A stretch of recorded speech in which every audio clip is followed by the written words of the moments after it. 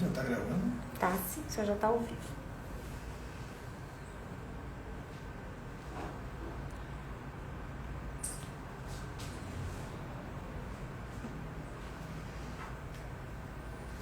Mas já começa a falar? Deixa ele chegar aqui, vou adicionar ele agora.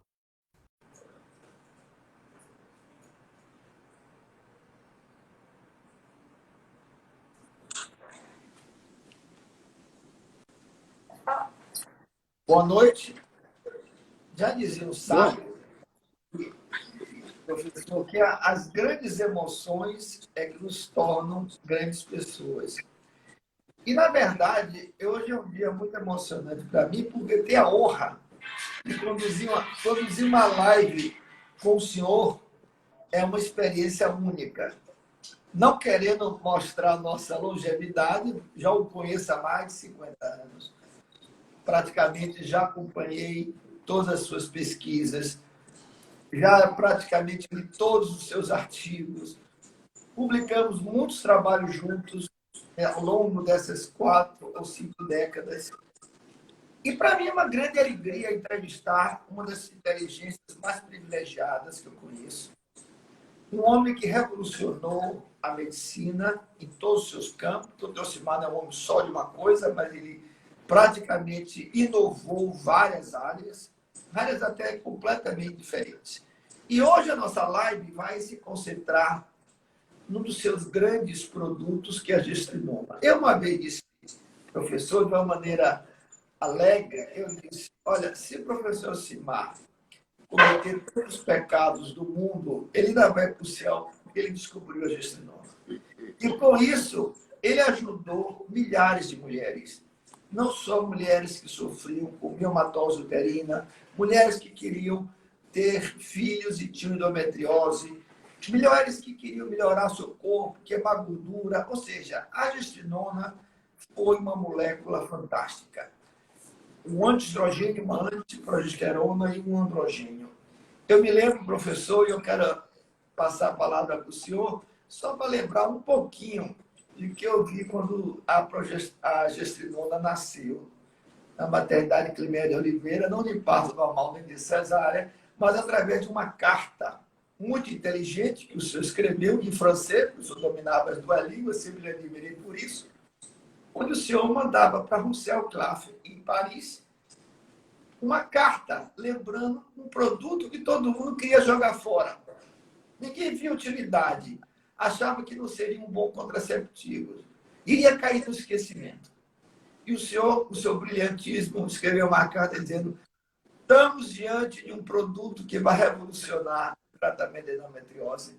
E isso é verdade. E o senhor desenvolveu a gestrinona, todas as suas formas de administração, os implantes, nós vamos falar aqui mais hoje, que foi onde o senhor se concentrou, mas as outras formas também o senhor desenvolveu todas elas. E eu gostaria de iniciar essa live chamando o senhor para o senhor nos falar um pouquinho sobre a gestrinona, sobre os seus usos, indicações, contraindicações, sobre os implantes, que foi uma das grandes coisas que o senhor também revolucionou, uma ideia também esquecida pelo Folkman, que não ia dar em nada. O senhor transformou isso numa das grandes formas de misturar hormônios esteroides. Então, para mim, é uma grande honra, realmente, poder conduzir a live com esse cientista tão brilhante. E eu gostaria que o senhor agora nos falasse um pouquinho da gestrinona, seus efeitos, suas indicações, suas contraindicações, professor. Opa, você realmente fez uma festa com a nossa história. Me carreguei no colo, bebezinho de fralda, por causa da amizade que eu tinha com seu pai e com sua mãe, que foi minha aluna no Colégio da Bahia, aluna de Química no Colégio da Bahia. E então eu tinha uma intimidade grande com o casal, seus pais, e convivia com eles socialmente desde que nos aproximamos. Quando eu conheci Hugo, eu já conhecia sua mãe. E fiquei feliz com a aproximação deles, e o casamento deles, e o nascimento do primeiro filho, e que era o Guito, e que eu carreguei no colo. E depois tive a aventura de tê-lo como aluno, o melhor aluno que eu já tive, não somente as habilidades decorrentes de sua capacidade intelectual, mas como do seu interesse, que ultrapassava o interesse de um colega seu estudioso, porque você também, quando queria saber uma coisa, queria saber profundamente e perguntava sem parar, às vezes até incomodava de tanto perguntar, você acabava de ter a resposta, você já tinha outra pergunta para fazer. Então, foi uma satisfação ter convivido com você, uma das aventuras da minha vida, ter tido com você com proximidade familiar. Seu irmão, que é dentista, é meu dentista desde que ele se formou em dentista até hoje. E, então, é uma aproximação que eu tive com a sua família toda, que começou com o seu pai, que eu gostava dele. Aliás, todo mundo gostava do teu pai. Ele era uma pessoa muito... tinha uma personalidade muito afetiva e era um cara muito inteligente. E, de certo modo, eu tirei ele do Hospital das Clínicas para ele ficar comigo na maternidade Climério de Oliveira, para nós trabalharmos juntos. E a gestrinona, que você falou aí como sendo o principal objetivo desse encontro de hoje, outros encontros, enquanto durar esse distanciamento decorrente do vírus, que nos afasta nesse momento, nós poderemos ter outras oportunidades de discutir sobre fatos que ocorreram na nossa vida como médicos e como pesquisadores. E aquele tempo que a gente passou na Climério de Oliveira foi realmente um tempo muito produtivo, que, infelizmente, com a minha saída, acabou. A maternidade Climério de Oliveira era o maior centro de pesquisas clínicas na área da reprodução que existia, provavelmente no mundo, mas certamente no Brasil. Era o único centro de pesquisas e que era comandado por mim, com a cobertura de Adeodato Filho, que era o professor de obstetrícia. Nós fizemos dali um centro de pesquisa, mais de 200 publicações, geralmente feitas em inglês, em revistas norte-americanas, e toda vez que eu falo disso, tenho que justificar por que eu não publicava no Brasil, porque toda vez que eu publicava no Brasil, ninguém lia. Não havia interesse pela pesquisa nacional, não havia pela internacional, quanto mais pela nacional. Então, eu vi que, para eu ter leitores, eu tinha que publicar no exterior, e publicava. Comecei publicando em francês, depois comecei a passar a publicar em inglês. Tenho até um artigo em alemão, que foi escrito por um assistente meu, traduzindo do português que eu escrevi. Mas, de qualquer maneira, o que você falou na gestrinona como sendo assim a estrela do nosso encontro de hoje. A gestrinona é realmente um produto que eu tirei do livro. Ele é um produto que estava encostado enfim, na biblioteca da UCI. Davam as características de todos os produtos que eles tinham patentes, né? Cuja estrutura química foi patenteada, a forma de fabricação do produto. E quando eu encontrei aquela estrutura química, eu vi que pela estrutura química que ali eu tinha um produto que seria uma progesterona com um efeito androgênico muito especial, que seria de enorme utilidade para as mulheres. Naquela época, eu era o principal pesquisador da Roussel Uclaf em Paris. Era eu que comandava o exército de pesquisadores que sintetizava produtos, etc. E tal. E eu falei com o presidente da Roussel, disse, olha, esse produto daqui, a gente vai ter que sintetizar esse produto, porque essa estrutura química é o ideal, é o tipo da testosterona que serve para a mulher. Imagine uma testosterona que serve para as mulheres melhorarem a libido, que a libido das mulheres é inferior à dos homens. Todo animal é assim, a libido do macho é muito superior à da fêmea. E vamos sintetizar esse produto. E eles tinham lá, né, com o registro da patente dele, eles tinham amostras do produto, E ele me disse, bom, a gente tem uma quantidade que já foi sintetizada e guardada, eu espero que não tenha se estragado com o tempo, é bem conservada, e você pode começar a fazer os estudos que você acha que precisa fazer para confirmar essa sua simpatia com essa estrutura química da gestinona. E ele me deu toda a gestinona que tinha lá na Roussel. Naquele tempo, eu era o pesquisador da Roussel Claf em Paris. Era amigo do presidente e ele me visitou inúmeras vezes aqui na Bahia. E em virtude do fato de que eu tinha casado com uma francesa, comecei a minha carreira de pesquisador na França, e, enfim, tinha me afrancesado um pouco assim na língua francesa, e nós conversamos com certa profundidade a respeito do que era aquilo. E me lembro bem do dia que ele me pediu para eu fazer uma conferência, dar uma aula sobre a estrutura química da gestrinona.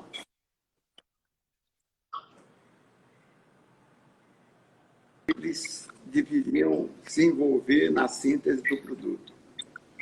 E aí fiz a conferência, me lembro que eu tirei o paletó, arregacei a manga, tirei a gravata, na sala da diretoria da Roussel Claf em Paris.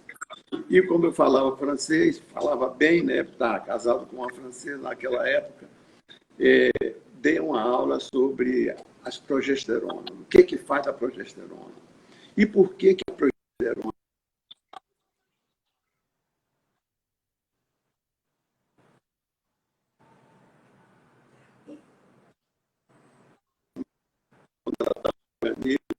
e para que ela funcione, ela tem que ser produzida continuamente. Ela, no organismo da mulher e de qualquer fêmea de mamífero, ela que se por isso que se chama progesterona, porque é progestação. Este é um hormônio que tem uma vida muito curta depois que ele é colocado no organismo, e por isso a gente tem progesterona altas para ela funcionar por mais de 24 horas e tal.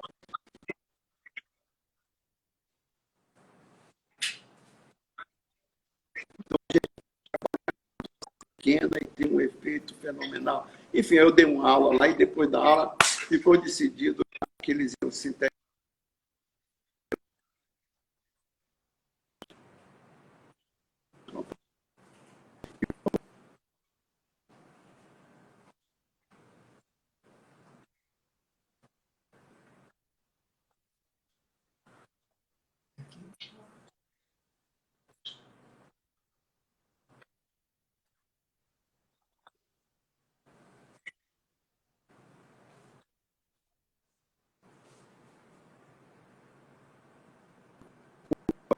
Vai durar aí 24, 48 horas.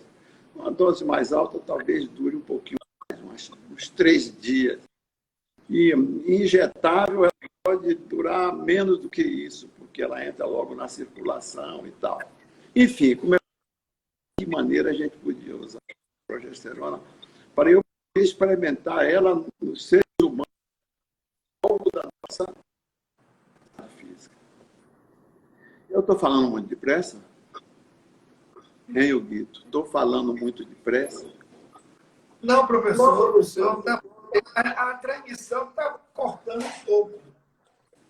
Está Estamos cortando? perdendo um pouco o que o senhor está falando, entendeu, professor? Está cortando? Então as pessoas não estão entendendo o que eu estou falando. E eu estou falando com... O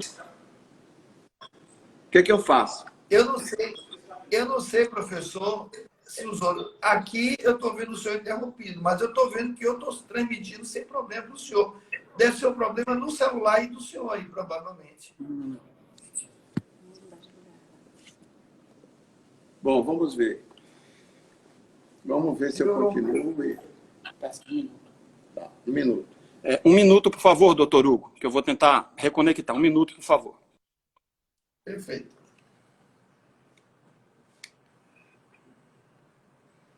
Eu posso aproveitar e falar um pouco mais aqui. Pode.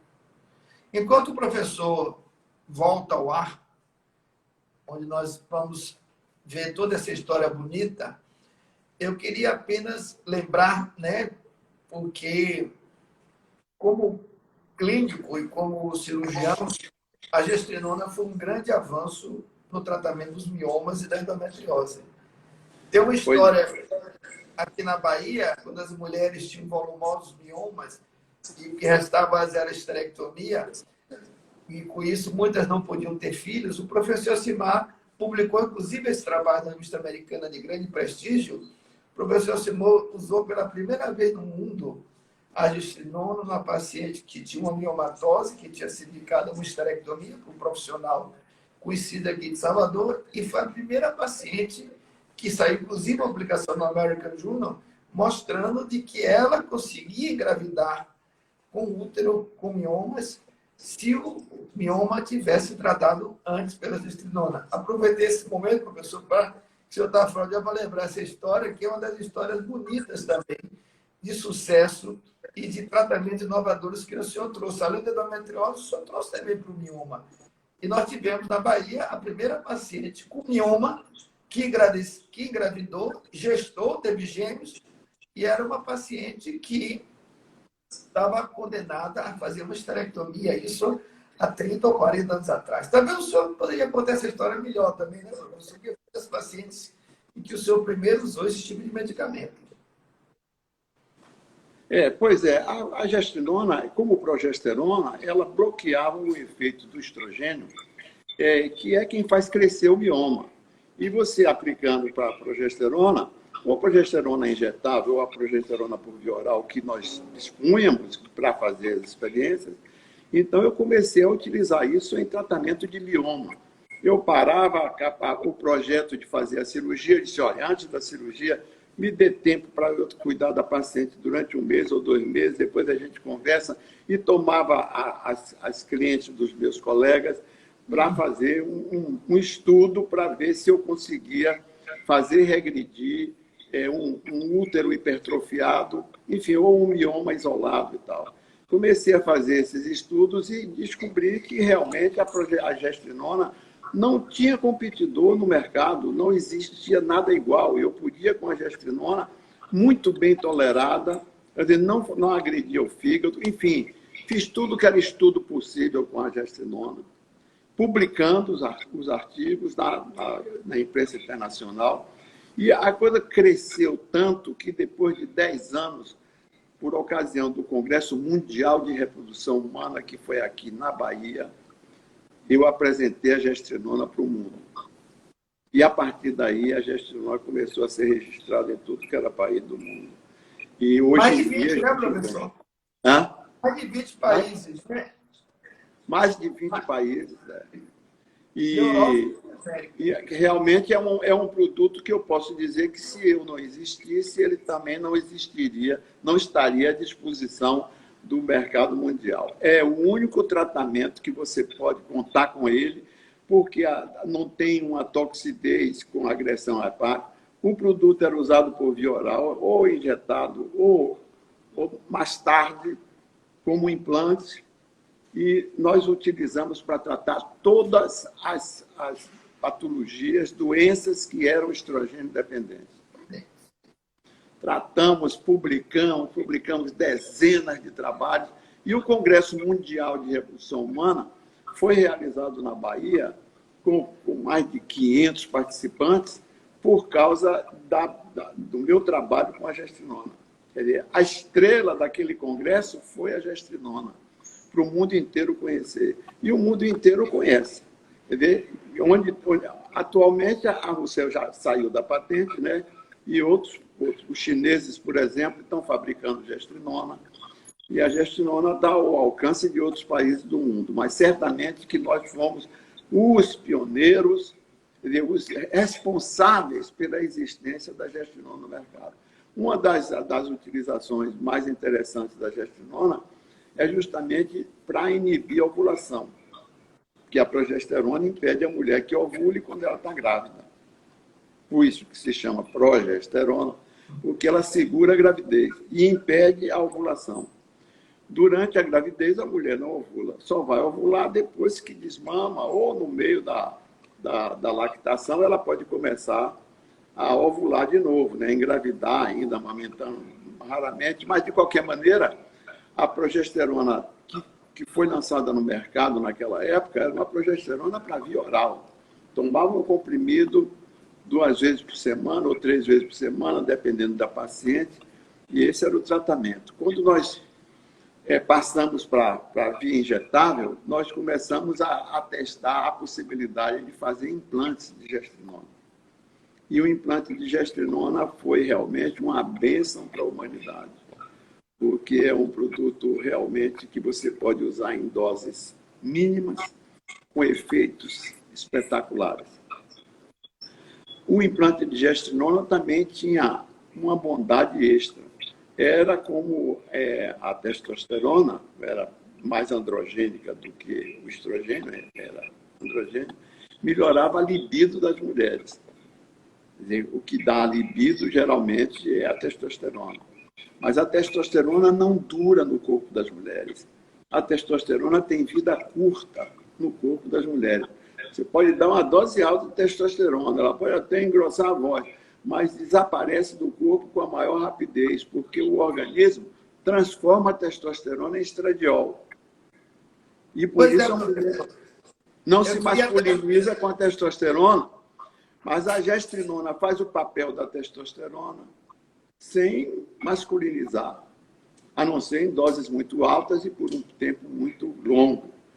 E, então, é uma outra indicação para a qual a gente usa a gestrinona, é justamente aquela dos outros efeitos, digamos, colaterais da gestrinona. Um dos benefícios maiores da gestrinona é ser utilizada com estradiol simplesmente para recompor o osso. Quer dizer, perda óssea, você devolve a massa óssea com a gestrinona. E a massa a gestrinona não faz isso, a testosterona não faz isso, como faz no homem, porque a mulher destrói a testosterona que passa a se transformar em estradiol.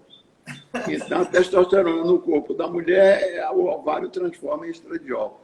E a gestrinona não. A gestrinona funciona como testosterona, sem os efeitos da testosterona na mulher. Melhora a libido,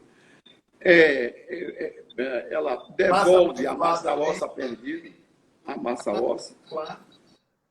Pois é. Enfim, é uma daquelas coisas que foi descoberta simplesmente porque eu estava envolvido com a pesquisa da reprodução humana, etc, etc, etc. Professor, relembrando um pouco a história, eu me lembro que em 84, 83, o senhor foi um dos grandes speakers no Congresso Mundial de Endometriose em Clermont-Ferrand, na França. E foi pela primeira vez nesse congresso que o senhor revolucionou o tratamento da endometriose e apresentou os primeiros trabalhos clínicos com o uso de endometriose, o resultado fantástico da dor, que depois todos nós utilizamos e vimos que a gestrinona era o melhor tratamento para a dor da endometriose, para o sangramento do mioma. Até hoje, um composto imbatível. Passando esses anos todos, professor, nós temos aqui quase 36 anos ou mais de experiência. O que é que o senhor diria para os jovens médicos que estão agora começando a usar a gestrinona, que é um hormônio que é potente e seus efeitos colaterais também, precisa de muita experiência em saber equilibrar? Qual seria o conselho que o senhor daria para alguém que está começando a trabalhar e quer tratar e quer utilizar essa molécula que o senhor desenvolveu, que o senhor tem essa maior experiência de mais de 40 anos utilizando ela? Olha, Guido, você sabe que eu disponibilizei para meus colegas o uso de tudo aquilo que eu usava. E a gestrinona é um dos produtos que eu realmente tirei do esquecimento, ou da ignorância, ninguém sabia que aquilo servia para alguma coisa, e colocou. O presidente da Rousseau veio passar uma semana comigo aqui, levei ele para a fazenda, e ele queria que eu botasse o nome de uma cadela de gestrinona, para você, toda vez que você montar ela, você se lembrar do produto. Eu tenho um bocado de fotos com o presidente da Rousseau montado a cavalo e tal. Mas isso é só uma anedota. Mas o fato é que o tratamento de todas as patologias estrogênio dependentes com a gestrinona bate qualquer outra terapia. Não somente é o mais eficiente, é o mais barato. É um tratamento que você pode fazer com gestrinona sob a forma de implante. Você coloca o implante dura 1 ano para se esvaziar. E a paciente é tratada, paciente pobre pode se tratar de uma maneira rica, usando implante de gestrinona. Você usa a dose da gestrinona calculada de acordo com o peso da paciente, o percentual de gordura do corpo, para que você conseguir uma dose média. Veja bem, a paciente tem mioma, ou ela tem vários miomas, e ela também tem queixa de falta de libido, e tem queixa tem indisposição, e não quer mais menstruar porque o útero está hipertrofiado, está cheio de mioma. Aí você calcula a dose para ela com implante de gestrinona pelo peso dela. Suponha que ela tenha 50 quilos, então você vai botar para cada 10 quilos uma cápsula de gestrinona. Aí você vai botar 5 cápsulas de gestrinona uma vez por ano, debaixo da pele, e ela fica tratada durante 1 ano com aquela aplicação. E sem dor, né, professor? E sem dor. E sem dor e com um gasto mínimo, porque ela só vai comprar aquela dosezinha de gestrinona que vai durar 1 ano. E evitando cirurgias mutiladoras também, né, professor? Quantas cirurgias foram evitadas e as pacientes ficaram bem, sem perder seus órgãos, com esse tipo de tratamento? Professor, eu queria tomar até ousadia de... Eu sei que nós temos o senhor falando, é uma delícia ouvi-lo. A gente perde noção do tempo. Mas me avisaram de que nós estamos limitados a 1 hora, coisa que limitar o senhor é uma tarefa muito difícil. E eu até disse, olha, é uma tarefa quase impossível, porque nós estamos falando de um pesquisador inteligente, produtivo e longevo. Mudando um pouco de assunto, professor, o senhor tem vários pilares em que o senhor contribuiu de uma maneira fabulosa e que o senhor foi pioneiro. Um deles foi o uso da testosterona na reposição hormonal. Eu ainda me lembro quando o senhor começou a usar, isso foi há 10 anos atrás, ou 20, como alguns hoje no Brasil, quer dizer, eu estou falando de 40 a 50 anos atrás. O professor Simar já defendia o uso da testosterona e não usar muita progesterona durante a reposição hormonal da menopausa e, principalmente, eu digo, hoje falo tanto em bioidênticos, o senhor lançava, defendia os bioidênticos antes mesmo que o nome existisse. E, portanto, eu gostaria que, tem muitas perguntas sobre isso, eu gostaria que o senhor defendesse aqui, falasse um pouco da testosterona como reposição hormonal, falasse um pouquinho das vantagens da reposição hormonal, o senhor que é um grande defensor da reposição hormonal, os riscos sobre neoplasias que foram muito exagerados e que o senhor tem uma experiência fantástica sobre isso. Eu gostaria que o senhor falasse um pouquinho sobre a testosterona e o uso, já que o senhor foi também o senhor faz de tanta coisa, a família é grande, mas um dos filhos é exatamente a testosterona, e que hoje é uma terapia largamente utilizada no Brasil e no mundo, e o senhor foi o pioneiro. Eu me lembro, eu estava me formando em medicina, o senhor já usava testosterona contra tudo e contra todos. Isso aí. Essa colocação é boa, contra tudo e contra todos. É isso aí. Tive que brigar com muita gente, viu? Mas você sabe qual foi a minha maior arma? Foi ter ido para a televisão. Por isso que quando me convidam para eu ir para a televisão, eu devo muito à televisão. Porque a televisão permitiu que eu desse aula para o teleouvinte ouvir e desmistificar ou informar adequadamente o que é que eu estava fazendo. Porque a pessoa podia inventar que eu estava fazendo alguma coisa que eu não estava. Então, eu ia e respondia a pergunta. Fiquei na TV Bandeirantes como médico da Band, fazendo um programa nacional diário durante muitos anos, mais de 10 anos. E toda sexta-feira eu viajava para São Paulo para passar o sábado gravando os programas da próxima semana. Fiquei tão conhecido de São Paulo que acabei fazendo um consultório lá, que é o maior consultório de São Paulo, é o meu consultório. E tem uma clientela muito grande lá por causa da televisão. Mas a televisão era a minha arma. E por causa da sua competência, professor. Pois é, ninguém podia me acusar de alguma coisa. Eu tinha um local para me defender, que era uma televisão nacional, que era a TV Bandeirantes, e que eu era o médico da Band. Todo mundo ficou me conhecendo como médico da Band, porque esses 10 anos, ou 12 anos, eu acho, que eu passei indo para lá toda sexta-feira, ia para São Paulo, passava o sábado gravando o sábado de manhã e voltava para Salvador no sábado de tarde. Os meus colegas de São Paulo, me vendo lá, me pediram para eu atender lá. E aí ficava lá segunda e terça. E aí a reposição hormonal com a testosterona, logo no começo eu tinha noção disso, porque eu era professor de endocrinologia e ginecologia e sabia que as mulheres tinham uma libido bem inferior à dos homens, muito inferior, porque elas não tinham a testosterona elevada que atendesse às necessidades de tirar do ato sexual uma fonte de prazer. E logo que eu dosava no sangue das mulheres, eu tinha um laboratório de análises, que eu fazia dosagem. Bom, a solução é aumentar o nível de testosterona. Isso eu só pude fazer depois que eu descobri os implantes. Os tubos de silicone, assistindo uma aula lá em Nova York, de um colega meu, dando uma aula do uso de uma droga para diminuir tumores, que ele botava nos tubinhos de silicone.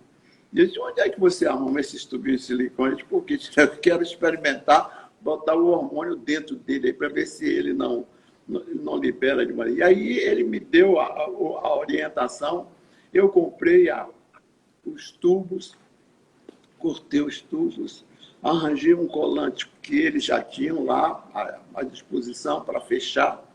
E aí, em vez de botar a droga que ele usava no tumor, eu colocava um hormônio natural. Comecei a fazer implantes de estradiol e implantes de testosterona. E eles funcionavam muito bem. Mas o que deu mais certo foi o implante de gestrinona, que você mencionou aí no começo. Foi usar a gestrinona sob a forma de implante. Os implantes, eu pude fazer encomendas de implantes que atendiam às minhas necessidades de duração do efeito. E então eu testava, depois de testar, chegamos a uma combinação que permitia que qualquer esteroide que eu colocasse ali era liberado ao longo do tempo. Podia levar 1 ano para o esteroide sair. Podia levar 6 meses, dependendo do esteroide, dependendo do tipo de tubo que eu usava. Isso daí foi uma coisa maravilhosa que não dava nenhum interesse. Procurei interessar a indústria farmacêutica. Consegui que a indústria farmacêutica fizesse implantes anticoncepcionais. Botava uma progesterona sintética e a progesterona sintética funcionava como progesterona no corpo da mulher. Inibia a ovulação, bloqueava a menstruação. E a mulher ficava 1 ano sem ovular e sem menstruar e sem engravidar. Tudo que você queria, um tubinho. Aí pronto, eu comecei a trabalhar naquilo, procurei interessar a indústria farmacêutica para me financiar os estudos, porque eu precisava de técnicos. Eu tive muitos técnicos que eu trouxe aqui para a Bahia. Eu trouxe um técnico japonês que ficou morando aqui na Bahia durante 2 anos. Eu dei uma sala a ele na maternidade para ele ser o camarada que fazia as avaliações mais delicadas. Tive alemão, tive japonês, enfim, tive vários estagiários técnicos da indústria farmacêutica e ajudei a indústria farmacêutica holandesa, alemã, francesa, americana. Todos esses países lançaram implantes que eu desenvolvi aqui como anticoncepcionais. Eles estão no mercado, ainda tem alguns que estão no mercado, mas a indústria não achou uma coisa interessante do ponto de vista financeiro para eles. Acharam que só vender um produto uma vez por ano é suicídio, porque não entra uma renda que entra quando ele vende um produto toda semana, ou todo dia, como uma aspirina que se compra todo dia, entendeu? Isso é que enriquece a indústria farmacêutica.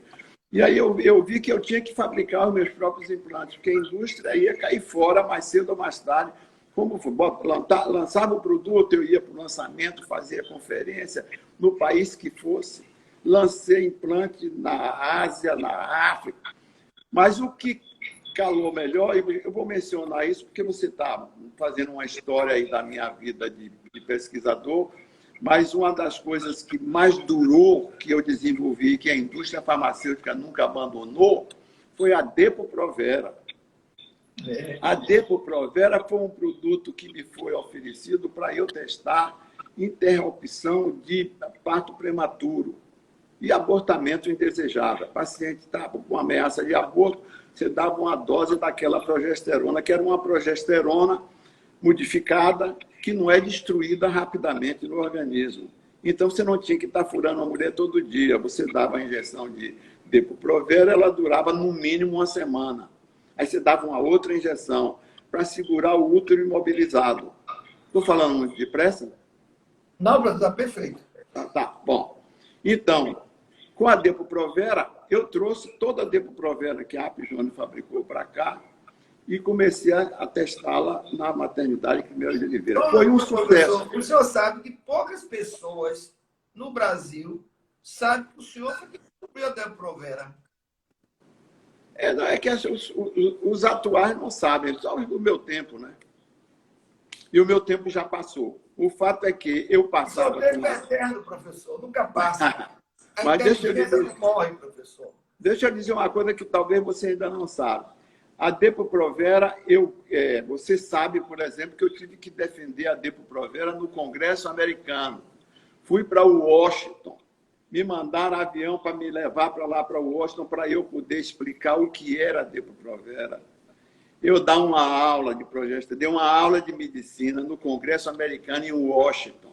Me pegaram no aeroporto, me levaram para o Congresso, eu fiz a conferência, me botaram no hotel. No dia seguinte, eu voltei para o Congresso para responder perguntas dos deputados em Washington. Década de 60, né, professor?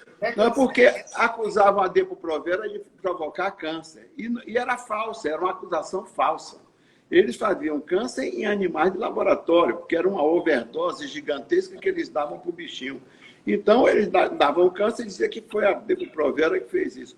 Eu salvei a Depo-Provera de ser proibida nos Estados Unidos e a Apijone lançou o produto. Quando eu disse que o produto funcionava melhor como anticoncepcional do que outra coisa, porque ele bloqueava a ovulação.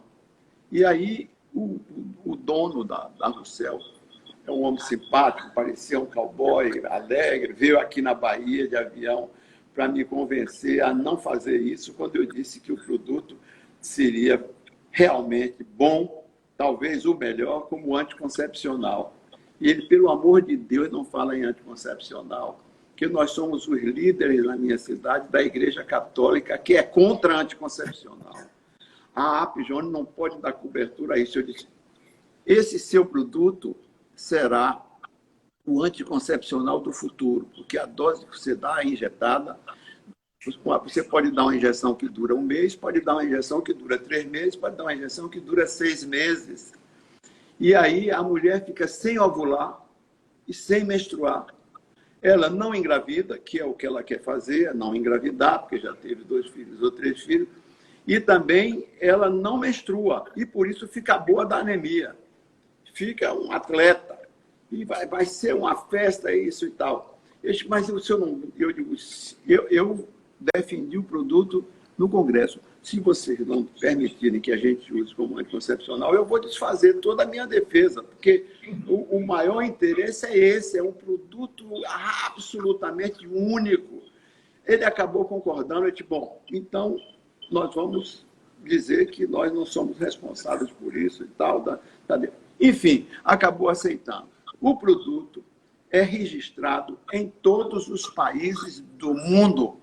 A Depo-Provera, como anticoncepcional, é registrada e vendida em todos os países do mundo. Na África... Ásia também, Tailândia. Na África e na Ásia. Na África e na Ásia. E na China. É o anticoncepcional que o governo dá gratuito. É o único. Porque a partir de toma uma injeção de 6 em 6 meses, fica sem ovular, sem menstruar, acaba a anemia, enfim, é uma mão na roda para a indústria farmacêutica, é uma mão na roda para o governo, que se livra de duas coisas que ele não quer, a mulher anêmica e a mulher grávida, entendeu? A revista Contraception, que é uma revista que eu assino, que eu fui um dos fundadores, com meus colegas americanos, os últimos números desse mês, esses 2 meses, eu estou na passada, só tem artigo de Depo-Provera na África. É uma montanha de artigos, 20, 30 artigos contando a experiência deles. E isso tem quanto tempo? Tem 50 anos. Tem 50 anos que as mulheres evitam gravidez com Depo-Provera. Quer dizer, por que a gente não usa aqui? Aqui a gente tem outros implantes, em vez da injeção, um implante que você aplica uma vez por ano e você não ovula nem menstrua. Várias progesteronas eu desenvolvi e realmente foram quase 500 publicações, 400 em revistas estrangeiras, geralmente americanas, para poder ser lido, né? Porque o que eu publicava aqui ninguém lia. Infelizmente, nós não temos... Eu lia, professor. Lia você lia, mas você era especial, porque você era um pouco meu filho, estava sempre me acompanhando, interessado nas pesquisas, entendia o que eu falava inglês, me acompanhava. Você era mais meu filho do que de Hugo, porque você ficava mais comigo do que com ele. A sua medicina você fez muito mais ao meu lado do que ao lado dele, apesar de você ser um exímio cirurgião, fora cirurgias, o que você fazia de contracepção, você fazia guiado pelo aquilo que você aprendeu trabalhando comigo. Mas, professor, aproveitando também outro gancho, quer dizer, Kim Jong, fazer uma live com o professor é um desafio, porque o senhor sempre dá uma nova entrada. O senhor começou a falar dos anticoncepcionais injetáveis, o senhor desenvolveu a Depo-Provera. As poucas pessoas no Brasil também sabem que muitos anticoncepcionais injetáveis mensais foram desenvolvidos pelo senhor, década de 60, 70, lá na maternidade Climédia de Oliveira, e alguns até no CEPAR mais recentemente. Mas o grande feito também da Depo-Provera, professor, foi que o senhor, a partir da Depo-Provera, o senhor revolucionou a endocrinologia ao estabelecer o conceito de que a menstruação era um sangramento inútil, não servia para nada e que poderia provocar doenças. Esse foi o motivo dos livros que o senhor publicou, né? Menstruação Sangue Inútil, e o outro em inglês, pelo Oxford Press, Cambridge Press, Is Menstruation Obsolete, né? Que o senhor publicou tanto aqui no Brasil como nos Estados Unidos, 2 publicações de grande sucesso, a partir dessas observações iniciais com a Depo-Provera. E eu acho que seria interessante o senhor falar um pouquinho, porque isso mudou o conceito da medicina. Como o senhor chegou à conclusão de que as menstruações eram, muitas vezes, prejudiciais à mulher, além de ser um sangramento inútil na maior parte das vezes? A menstruação, o Guita, foi bom você perguntar isso. É sempre uma coisa que eu gosto de, quando eu tenho a oportunidade de passar. É que a menstruação é uma invenção da sociedade, é uma invenção da civilização. A civilização fez muita coisa boa, mas fez muita coisa errada também. E uma delas foi obrigar as mulheres a menstruar. Mas a culpa, você sabe que quando eu comecei a ter dúvidas a respeito do que me acusavam, porque eu dava uma injeção de Depo-Provera, a mulher ficava 3 meses sem. Alguém está nos assistindo ou só estamos nós dois conversando? Você acha que tem mas veja, mas isso no lançamento do meu livro, meu último livro, que tem inclusive o seu retratinho lá, mas o meu livro que eu lancei lá na Academia de Medicina, lá na academia eu falei isso para eles, que a minha maior glória é ter desmistificado a menstruação e transmitido para a classe médica inteligente que a menstruação é um grande equívoco. Se fazia menstruar porque a medicina começou usando como maior instrumento do médico a lanceta para fazer sangria. Achava que sangrar era bom para a saúde. Para quem? Para os hipertensos. Quer baixar a pressão do camarada? Antes de haver remédio hipotensor, você tratava a mulher hipertensa fazendo uma sangria. Ah, é? Então, quando o homem era hipertenso, também era sangrado. Você sabe, eu não sei se você, o Guito, sabe que eu li tudo sobre sangria terapêutica, para eu saber qual era o raciocínio dos médicos da época do meu pai. Porque o meu pai sangrava. Meu pai tinha lancetas, uma coleção de lancetas para sangrar. E ele, lá em Puju, quando eu nasci, ele era o único médico, era o único farmacêutico e era um grande sangrador. Hipertenso, não tinha nenhum agente hipotensor. Tinha uns chás fuleiros ali que podia funcionar ou não. Mas o cara, para realmente baixar a pressão e não ter um derrame cerebral ou pulmonar, enfim, não morrer da hipertensão, ele era sangrado. Então, meu pai sangrou muita gente lá em Puju, quando eu nasci. Por quê? Porque o cara estava com a pressão alta e tal, sangrava ele para ele não morrer. Ah, é? Todo médico tinha lancetas na bolsa para isso. Pressão alta se trata com sangria. E então eu tive a curiosidade de entrar na biblioteca lá de Nova York, naquela seção médica, e pegar os livros dos médicos da grande época da medicina, e ler a respeito da sangria. Peguei tudo que tinha de sangria, comecei a ler. E fiquei sabendo de algumas coisas interessantes que eu gosto de contar, que é um episódio na vida do camarada mais importante que já viveu nos Estados Unidos, que foi George Washington. Ele era hipertenso. E fiquei sabendo, lendo a biografia dele, a biografia médica dele, que quando ele se aposentou, e já deixaram lá, capital do país chamava o nome dele, Washington. Ai, a capital, esse cara foi o melhor presidente do mundo. A carinha dele está na cédula de $1 como símbolo do capitalismo americano. Tá? E o George Washington, além disso, recebe o nome dele num estado lá ao norte, junto do Canadá, que se chama de Washington. Então, ele tem um nome no estado, tem um nome na capital do país e tem a carinha dele ali representando a moeda americana que comanda o mundo, etc. Então, ele era um cara famoso. Fiquei sabendo que, quando ele se aposentou, ele foi para a fazenda dele e tomou uma queda do cavalo.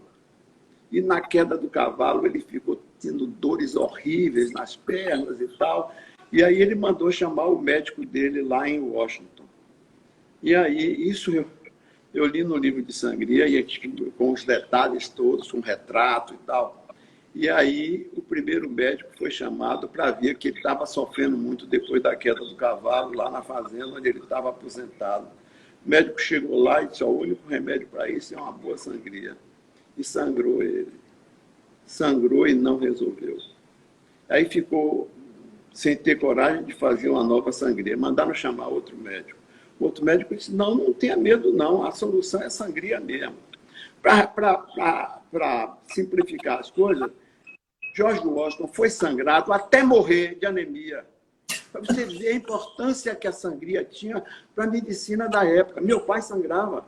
Quer dizer, eu fui ainda um cara que viveu quando a sangria terapêutica era o principal remédio do médico moderno. Não conhecia, não. Essa história de George Washington, acho que chega para ver a importância que a sangria tem, né? Tinha. Pois bem, então, a mulher sangrar, aí deve ser bom para ela, porque ela não fica hipertensa. Que mentira! As mulheres menstruam e estão hipertensas e têm acidentes vasculares, etc. Tá? Mas depois que eu li isso lá, eu digo: bom, agora eu vou acabar com essa sangria feminina, porque as mulheres não têm que... Não ovulando, elas não precisam menstruar. E o anticoncepcional resolve o problema. Aí comecei a defender isso. E as mulheres ficavam boas da anemia. Fiz um trabalho mostrando o hemograma da paciente minha, que usava a pílula anticoncepcional. mostrando que ela era anêmica no começo do tratamento e com 1 ano de uso da pílula, ela estava normal, se tomasse a pílula continuamente. E com a Depo-Provera, que era uma injeção que suspendia a ovulação por um período de até 3 meses ou 6 meses, se desse uma dose maior, você podia impedir a ovulação. E o que era de bom que acontecia quando ela impedia a ovulação? Não jogava fora os ovos dela, os melhores ovos dela. Não jogava fora. E não ficava anêmica. 2 desgraças para uma mulher pobre, que trabalha, ter que menstruar, entendeu? E ficar anêmica. Quer dizer, 2 desgraças juntas. Aí comecei a defender isso. No começo, as caras que os médicos faziam, os professores,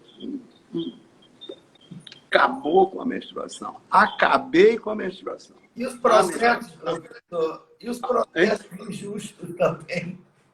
Pois é. Mas fazer o quê? Você faz aquilo que você tem convicção. E hoje em dia, realmente, só menstrua quem quer, né? As africanas, eu sou adorado quando conto que fui eu que fiz isso. Que foi o homem que acabou com a menstruação. As africanas usam Depo-Provera, injeção trimestral ou semestral, para não ovular e não menstruar. Então, a saúde do continente africano e asiático se deve a Depo-Provera, entendeu? É uma coisa, assim, sensacional. A gente mexeu com o mundo inteiro, com os nossos inventos, nossos produtos, que atualmente são consumidos largamente. Professor, Então, uma coisa interessante que pouca gente no Brasil sabe, uma vez até eu fui a uma reunião em São Paulo, lançamento de uma pílula contínua, em que alguns grandes professores da USP, da o que fosse, falaram sobre isso, achando uma ideia fantástica de usar uma pílula contínua, tirar o intervalo livre de hormônios. E eu levantei e disse, vocês estão falando uma coisa, me permitem dizer, que primeiro publicou os primeiros trabalhos sobre pílula contínua há mais de 25 anos atrás, o professor Elcimar. Quando vocês ainda nem pensavam nisso, o professor Elcimar desenvolveu a pílula contínua. Então, hoje a contracepção contínua, que é hoje uma das maneiras também de você reduzir cada vez mais o intervalo, poucas pessoas no Brasil sabem que foi dos senhor as ideias. Inclusive, na revisão que tinha do Cochrane sobre contracepção contínua, o único trabalho da América Latina, não digo nem do Brasil, nem se fala, da América Latina, era o seu trabalho em que o senhor usava uma pílula e levonorgestrel contínua. Não só o senhor inovou ser contínua, mas o senhor, no ato de genialidade, mostrou que funcionava por via vaginal, o que permitiu o desenvolvimento da contracepção vaginal. Pois é. O senhor se lembra ainda disso? Eu acho que eu fiz tudo isso porque eu não via na minha atividade de pesquisador uma coisa pesada ou que me obrigasse a fazer um esforço sobre-humano para poder executar. Eu tinha uma satisfação enorme em descobrir essas coisas.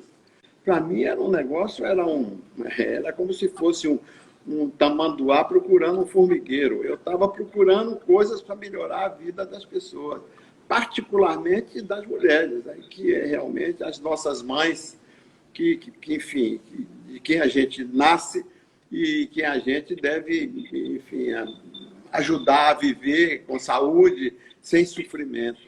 E certamente que esses implantes que nós desenvolvemos, eles vão tomar conta do mundo no futuro. Daqui a pouco todo mundo está colocando isso e tal. Não interessa a indústria farmacêutica. A indústria farmacêutica... Eu desenvolvi implantes para a indústria farmacêutica da Holanda, da França, da Inglaterra, da Alemanha, da Rússia, da China. Em todos esses lugares eu fui convidado para ajudá-los a desenvolver um produto que eles pudessem sintetizar e produzir lá. Então, e eu fiz isso com naturalidade, achava uma coisa mais natural do mundo ir à China, ou ia, sei lá, andar por esse planeta, para cima e para baixo, fazendo as coisas que eu podia fazer e que tinha convicção de que estava fazendo o melhor. Eu acho que eu estou vivo também por causa disso. Eu acho que tem tanta gente que reza para não morrer, agradecida Corre antes. Pelo que eu fiz. Existe até uma notícia aqui, professor, uma pergunta, acho que só para finalizar, por causa do tempo, infelizmente o tempo é curto e o assunto é maravilhoso. O senhor é um excelente, uma pessoa mais fácil para entrevistar, porque agrada todo mundo e é inteligente e é comunicativo.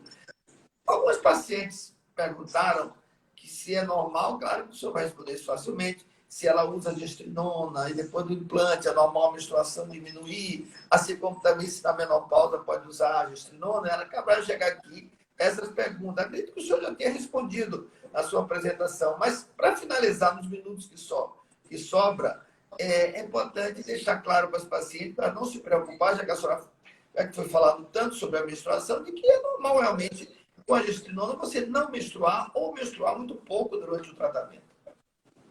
Menstruar é uma invenção da sociedade.